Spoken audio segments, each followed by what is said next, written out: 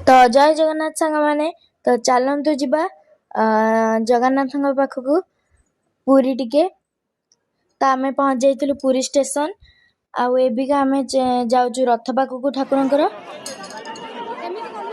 तो आज हूँ नीलेन्द्री विजय तो आम ये जगन्नाथ को दर्शन करके रसगोला भोग करके आम रसगोला टिके पाई देइथिलु तापरे जाइथिलु समुद्र कूल तो ये तो जग दर्शन हो गला आ माँ सुभद्रा और बलभद्र भी तो एबिका चलन जीवा समुद्र कूल तो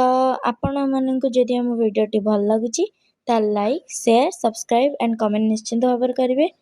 तो चलतु देखा कौन केमती रोचे।